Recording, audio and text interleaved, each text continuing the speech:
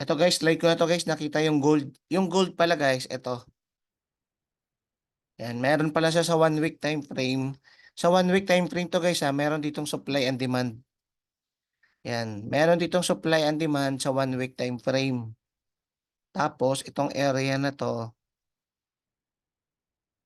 yan, or 1, 2, 3 pattern. Diba guys, nakita nyo 1, 2, 3 pattern. Like ko na to nakita eh. Kaya sabi ko, kaya pala hindi siya mapabagsak-bagsak eh. Yan, itong area na to, ito yung tinatawag na demand zone. Ito. Yan, tapos sa one day,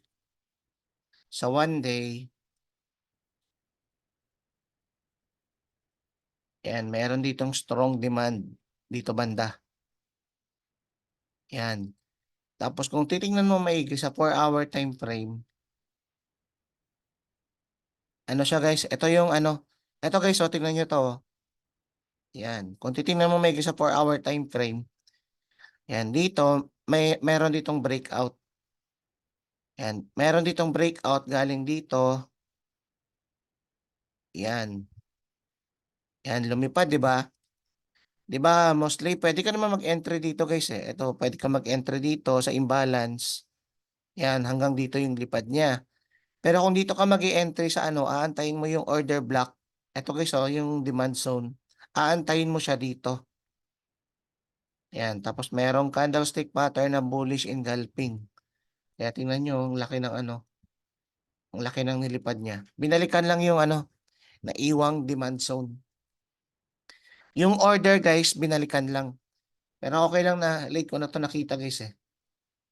Medyo that time, ganito, medyo magulo yung utak ko noon. Kaya hindi ko siya nakita. Pero sige lang. Yung pinaka best entry ngayon guys na gusto kong ipakita sa inyo, ito guys oh. Tingnan natin guys kung magpe-play out guys ah. Ito. Yung 1 day time frame, ito tingnan natin ah. Ito kasi yung 1 week niya. Yung 1 week ng NCD CAD, bali, ito guys, forming siya ng ano. Ito yung una, explain ko lang ah. Una, ito yung 1 week niya. Matindi yung ano dito guys oh. Matindi yung ang power niya dito. Yung buying pressure niya. Ano to guys? Ano na to pa? Yung sa 1 week time frame niya, sa NCD CAD, uptrend na. Kasi nagpo-form din siya ng continuation pattern. Yan, continuation pattern yan guys.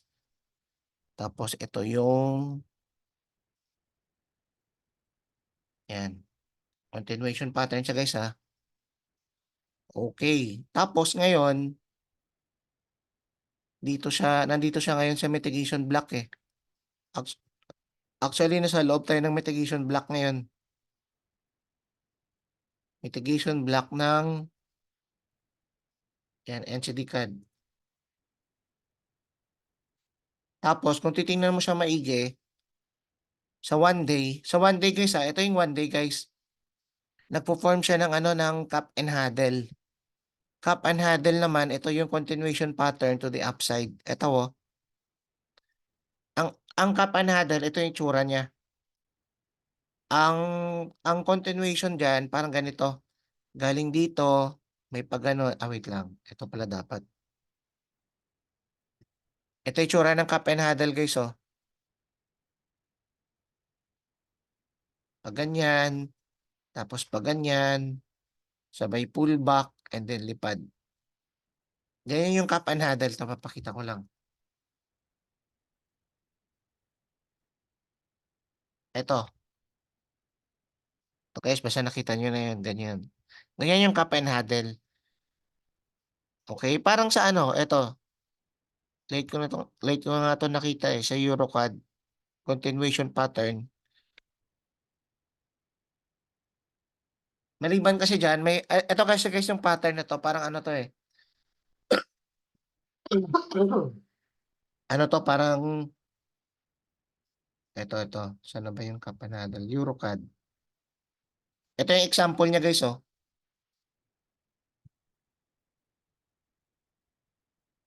Ito. Yun, ito guys, ito. Ito oh.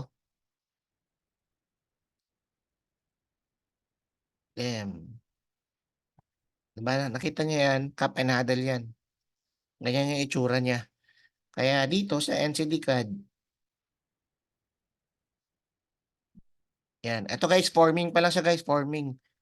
Bali, meron ditong ano guys meron ditong sa 1 day time frame, merong cup and handle dito. Yan o. Yan, continuation yan. Sa 1 day yan sa 4 hour yan Kung titingnan mo maigi sa 1 day, meron din siyang cup and handle. Ito, galing dito. Oh, ito. Oo nga, tama nga, 1 day na nga, 1 day.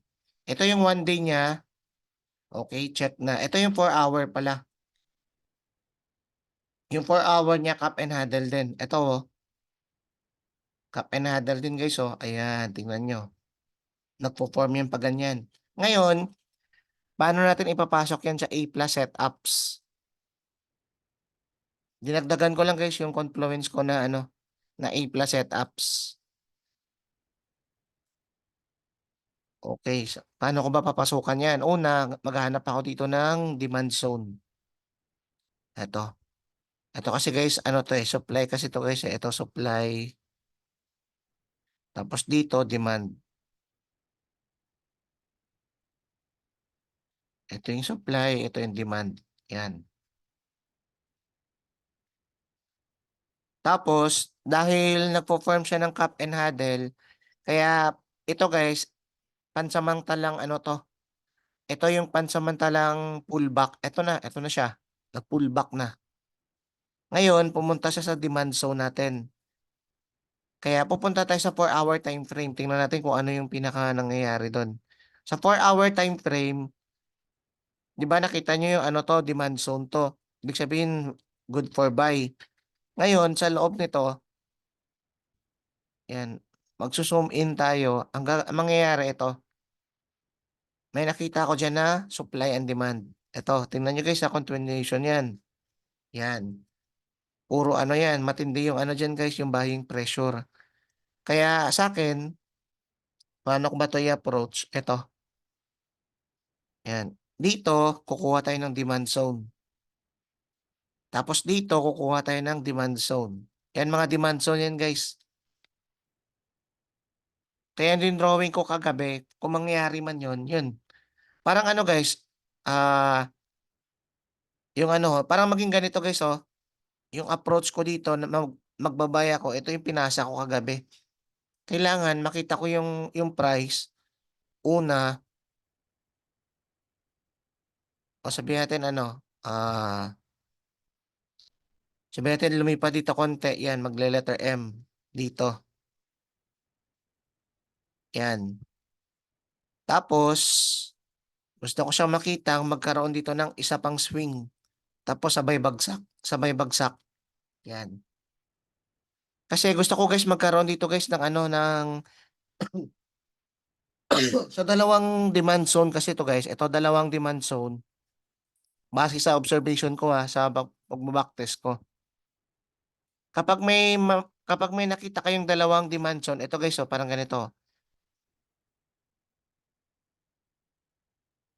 Ito explain ko lang Kapag may nakita kayong dalawang demand zone, ito demand, o sabihin natin ito demand malapit. Tapos ito demand zone din malapit. Mostly ang ginagawa ng price, ginaganito ng price guys yan. Tapos nagsiswing pa ulit dito. Yan. Ito yung tinatawag natin na liquidity grab. Ito, bale nangyari, nagkakaroon dito ng fake out, nagkakaroon dito nag-hit siya ng stop loss. Okay? Gusto niya lang guys ma-stop out to. Lahat ng mga nag-buy dito. Gusto niya ma-stop out kasi gusto niyang kunin yung orders nito. Babalikan niya yung orders dito na naiwan. Okay? Ito isa stop out niya. Tapos ang ending, lilipad siya. Magko-continue siya. Yun, parang ganyan. Mostly ganito yung nakikita ko Kaya dito, naghahanap ako ng liquidity grab. Ang ibig sabihin ng liquidity grab, mas maganda nga kung tumiming sa kill zone natin guys Tingnan natin kung tumiming sa kill zone. Okay, ang ibig sabihin ng liquidity grab, ibig sabihin yung parang ano, naghanap siya ng stop loss. Naghahunt siya ng stop loss. Kaya wait natin guys, dito sa area na to, naka-record ba to? Okay. Yan, dito mag-aantay ako dito banda.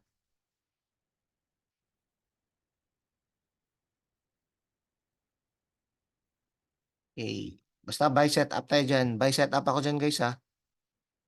Hindi ako magsisell guys kasi nasa demand zone tayo guys eh.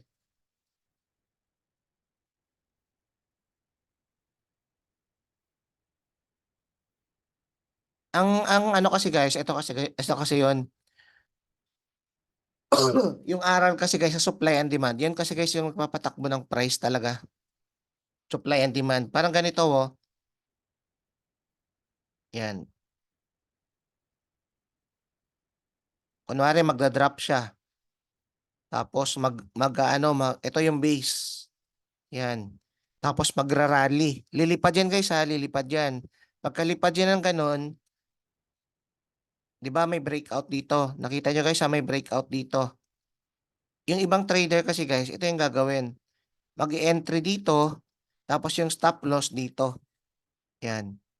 Kaya ang gagawin nila lagi, alam na ito guys yung smart money concept. Paano patakbuhin yung price? 'Di ba may W dito, may tops and bottom. May double bottom. May double bottom, 'di ba? Ang mga breakout trader or mga ibang price action, yan, mag-entry dito sa breakout, tapos yung stop loss nila below. Yan, ang ginagawa ng smart money concept, yan, hindi nila alam, kung marunong ka sa supply and demand guys, malaking tulong yon. Kasi, hindi ka basta-basta masa-stop out. Okay, ang gagawin mo, dito ka mag-entry banda. Ito yung stop loss mo nandito. Okay, tingnan nyo guys yung pinagkaiba ng ng supply and demand versus breakout trader. At saka pattern ka lang ng pattern. Yan. Ito dito, ang gagawin nila, isa-stop out nila to. Stop out nila yan kasi babalikan nila dito. Tapos dito nila papasukan ng malaking orders. Bale, pinasukan nila dito ng entry 1, pang ano to, di ba kunwari yung price palipad, magre-reverse. Pupunta naman talaga dito yung price, yan dito banda. Pero bago nila pupunta yan, hindi pwedeng hindi pwedeng wala kaming makain na pagkain. Ganun yung mga whales guys. Hindi pwedeng pupunta yung price dito, marami yung kikita, kailangan marami kaming maliquidate ng mga stop loss. Kaya nagkakaroon guys ng mga events. Ang ibig sabihin yung events, ito yung galawan, ito yung mga orders or mga na-hit na stop loss. Kaya minsan may mga big moves. Kasi the more na maraming, kunwari, the more na the more na marami yung nakain dito, the more na pagbalik niyan, papasukan nila ng entry 2, 3, 4, 5, 6. Dito na papasok lahat. Kaya minsan may mga big moves dito, may mga big candles, swing konti, sabay lipad na naman. Basta ganun guys. Ang market guys, it's all about ano lang yan supply and demand. Mas effective guys yung kung may imbalance kang makita. Yan, ganun lang. Kaya yung A plus setups natin guys, may mga yan, pansinin nyo more on supply and demand yan. Okay, katulad nito. Ito guys, matindi yung demand dito guys. Kaya, ito meron ditong supply. Okay, meron ditong supply. Kaya yan yung reason, possible baka bumagsak yan dito. Pero kung naghahanap ka ng talaga long term na trend, yan, dito ako sa buy na. Para yung TP ko guys dito. Ito yung TP guys dito banda. Yan, parang ganito yung maging ko. Yan.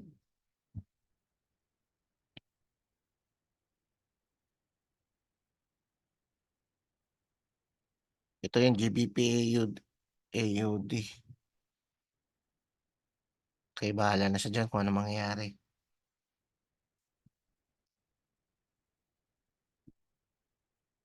Ito, maganda sana to guys kaso nilagpasan niya na to.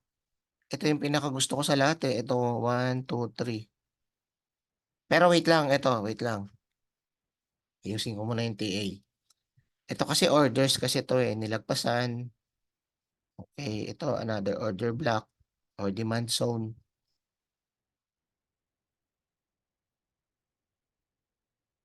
Okey.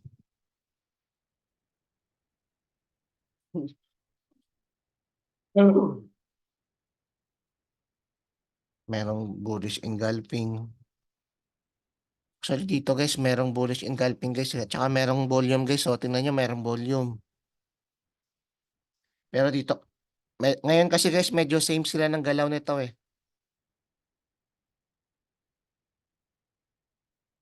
Matindi kasi guys yung pader dito guys, oh. Kaya eto ngayon, eto kasi dating ano 'to, eh, dating demand 'to. Eto medyo nag-aalangan lang ako, wait lang, wait lang.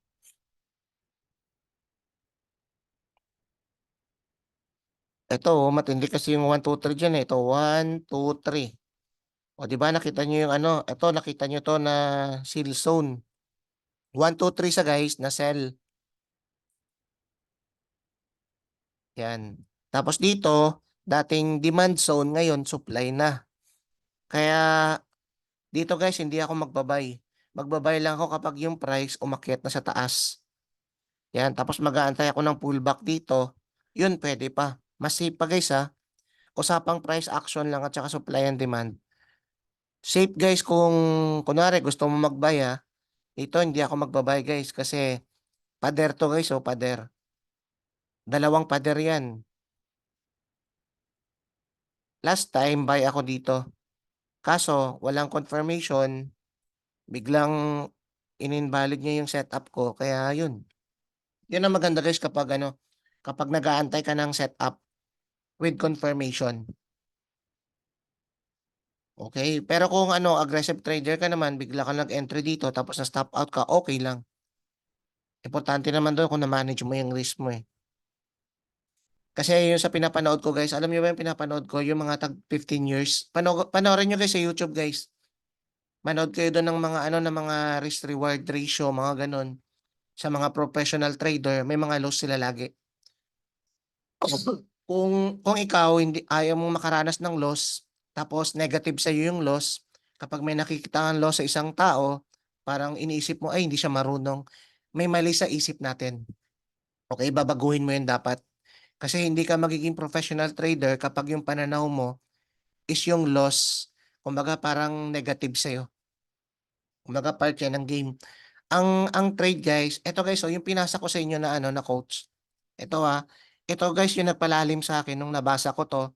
Tapos ang nag-i-explain kasi nito guys, yung professional trader na may prop firm account siya na live account na $2.4 million.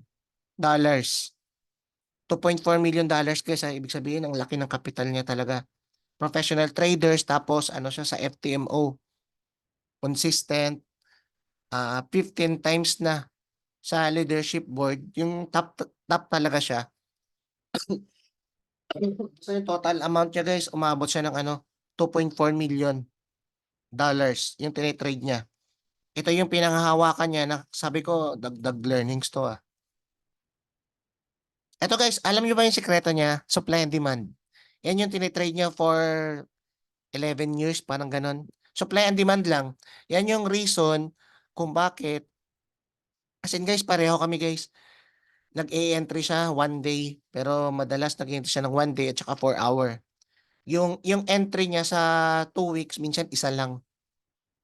Ewan ko dun basta malupit kasi yung psychology niya, sabi ko, ibig sabihin improve ko pa yung psychology ko.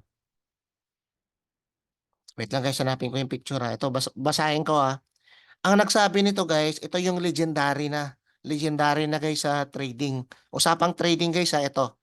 Ang sabi niya, si George Soros. Si George Soros 'to guys ang nagsabi, matanda na 'to. Ano na 'to, kumbaga veterano na, mga 30 years na sa trading or 25 years. It is not about how often you are right or wrong, but it's all about how much money you make when you are right and how much you lose when you are wrong. Ibig sabihin sa kanya guys, ang nagma-matter sa kanya yung risk reward ratio. Okay, may risk reward ratio guys na sinusundan. Kunwari, Parang ano, kunwari ito. Ito guys, so wait lang. Paano ko ba explain yung supply and demand?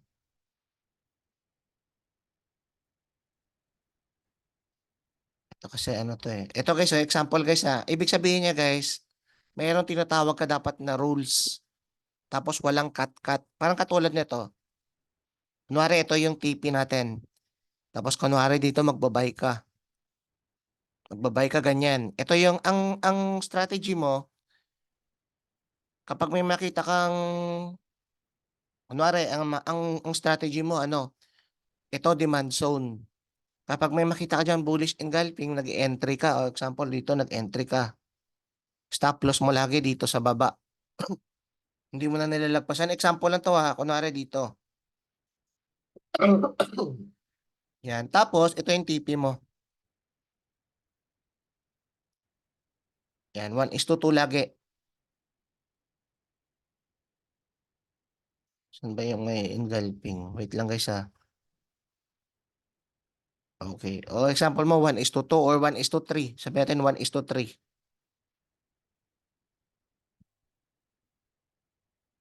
Kasi may napapanood ako guys 1:5 siya. Lagi guys 1:5. Parang binacktest niya yung strategy niya guys. Ang dami niyang loose talaga. Pero yung strategy niya kasi guys, supply and demand pero 1:5. Ang nangyayari pag 1:5 ganito. Basta ganyan lagi yung strategy niya guys, 1:5 lang lagi. Yan lagi yung TP niya. Kumbaga wala siyang pakialam.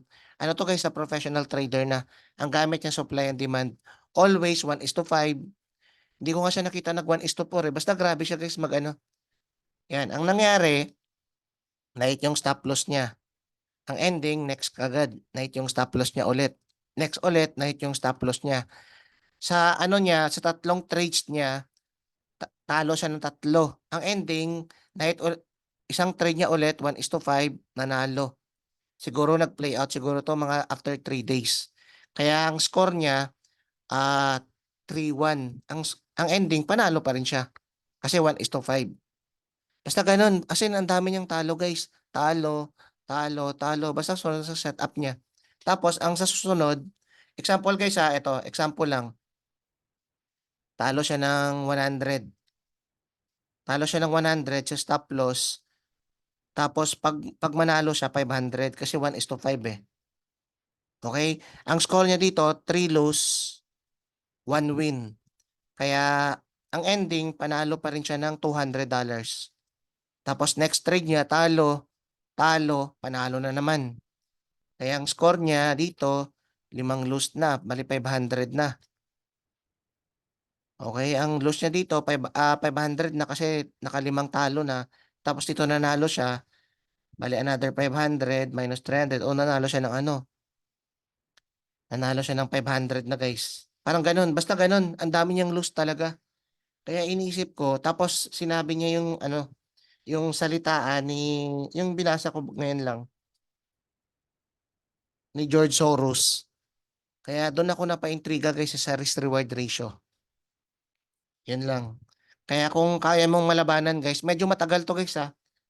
Kung baguhan ka tapos hindi mo magagets yung gusto kong sabihin, medyo ano pa, lalo na pag nasa ano ka pa lang guys, nasa stage ka pa ng strategy hopping. Okay, kaya guys, yan ang lagi ko sina-advise inyo, di ba? Tatagal talaga kayo diyan. Kasi syempre naghahanap ka ng perfect setup. Walang perfect setup, guys. Tandaan niyo, walang perfect setup. Ang ano, ang attitude, kasi guys, ako guys, nasa stage ako guys ng about attitude. Gusto ko lalo na guys, ito, ang mga pinapanood ko guys, mga documentary ng mga live trades ng mga professional trader. Example, kunwari nag-trade sila, ito yung stop loss nila. Doon ako nabilib, doon ako mas lumalim kasi ang natutunan ko doon kasi dine-document niya kasi guys yung ano yung trades nila, mga professional trader to guys ha. Tapos nag-entry siya dito. Ang entry niya guys 1 day. Okay, nag-entry siya ng 1 day. Sabihin natin supply and demand yung strategy niya. Ito yung supply and demand. Ito guys, oh, supply and demand, mga ganyan. Ayun, nag-pull back dito yung price pumunta dito guys, oh, nandito. Yan. Ngayon, yung price nandito. Yan, may confirmation siya, nag-entry siya ng, eto guys, mayroong confirmation dito na bullish. Bale, nag-entry siya dito ng long. Tapos, ito yung stop loss niya. Yung TP niya guys, actually ano lang eh.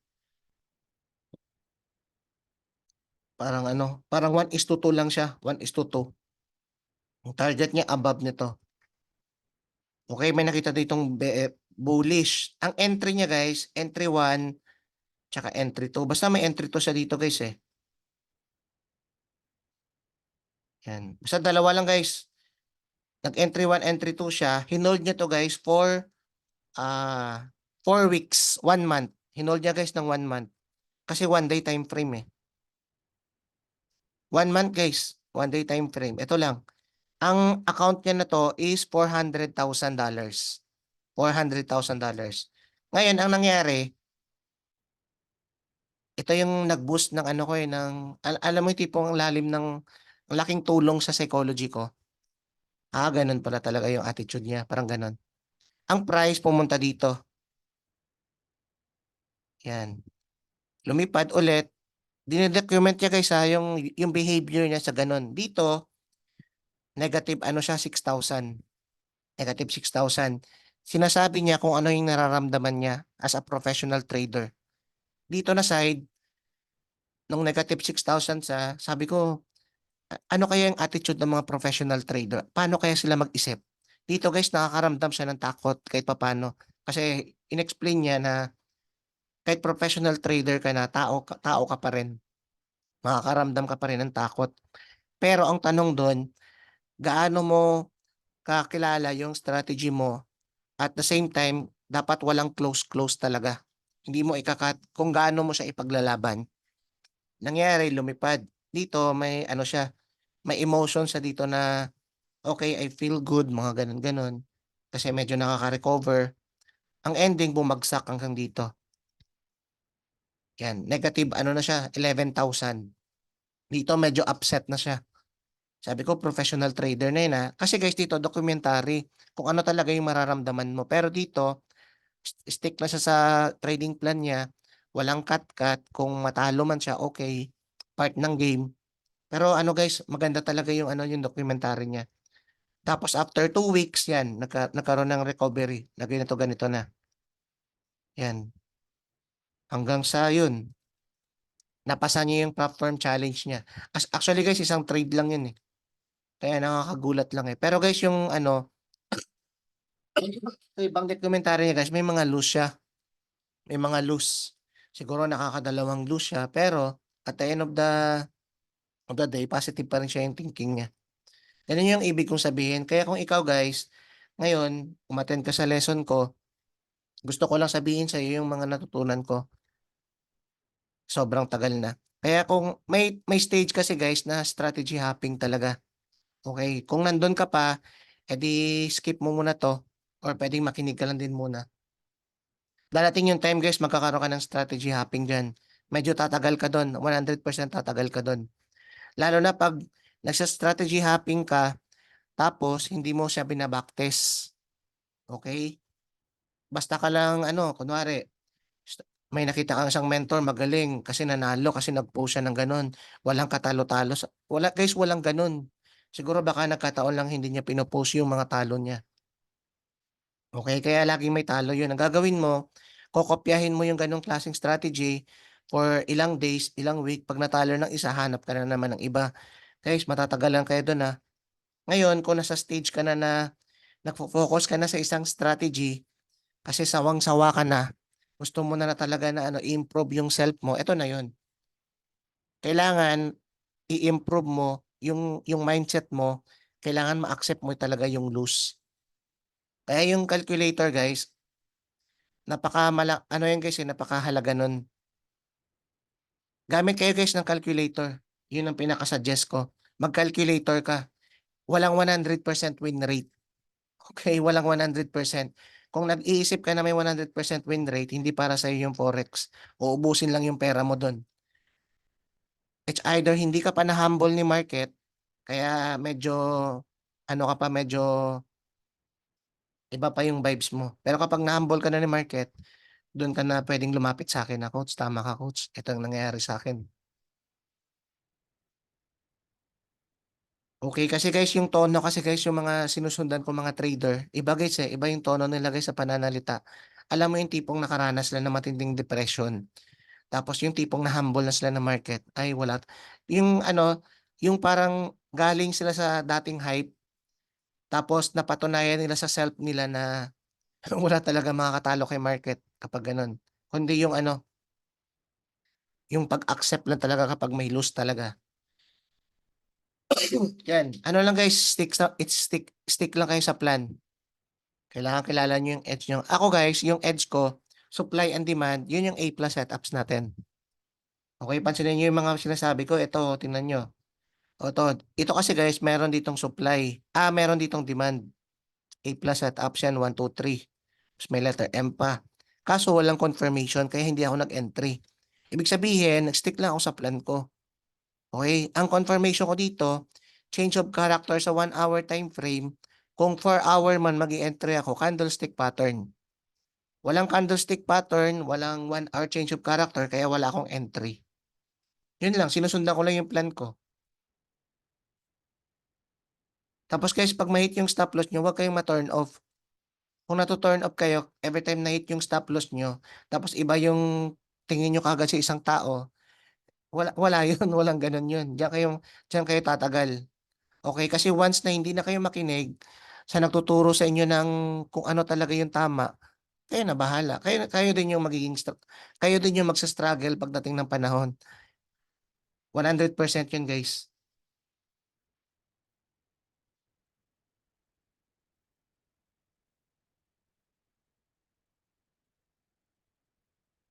Lalo na sa ano sa Forex Pilipinas talaga, maraming hype talaga doon. Pero maraming mga legit doon, guys, ah. Pero guys, ang mamahal, guys, promise. May mga legit doon, guys, kaso 65K, 150K. Nakita niyo yung post ni ano doon? Binasya doon, ah. Si Car FX naman guys, ewan ko ba pero feeling ko magaling siya. Pero guys, grabe ang mahal dun. Ang basic niya $300. Yung advanced niya, yung ituturo na sa'yo lahat, magbabayad ka ng 1,500 USD. Yan, kung meron kayo nun, pwede kayo mag-enroll sa kanya. Siguro, abot ng 85,000 guys, parang ganon. Kaya bala sobrang mahal guys, kaya sabi ko parang hindi siya worth it. Depende sa inyo guys ha, depende sa inyo kasi worth it naman daw sabi nila. Para sa akin, magaling siyang trader. Kasi nakaka-PM ko siya pero guys ang mahal ng ano niya. Tapos sino ba yung ano sa crypto?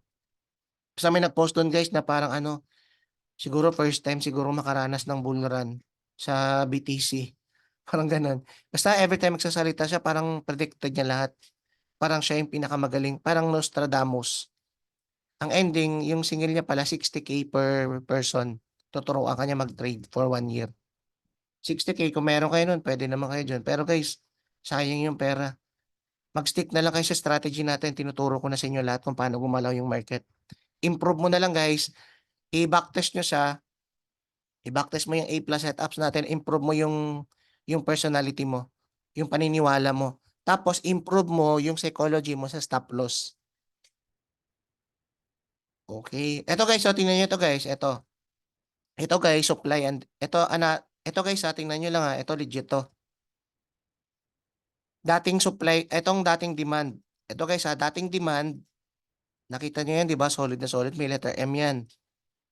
Ngayon, lumagpas kasi yung price. Tingnan nyo guys kung narespeto. Yan, naging supply na siya. Kaya guys, mahirap mag-buy dito guys, oh. Kunwari magbabay ka dito. Yung explain ko kanina na hindi ako magbabay. Kasi guys, harang na yun eh. May pader na. Kaya ito ngayon, yung USD CAD, medyo malabo ako magbabay dyan. Magbabay lang ako kapag ma-break niya to. Ngayon nga, sell na siya ngayon guys eh. Ito rin, sell din ngayon. Kaya medyo malabo pa ako mag-entry dito. Sa akin, yung running entry ko pa lang ito. Kasi una, ito guys, oh, ito yung pangalawa kasi guys eh. Nag-break kasi siya dito, nag-break. Pero bakit ako nag-entry dito? Kasi nakakita kasi ako dito ng liquidity. Yan. Ito, sa dalawa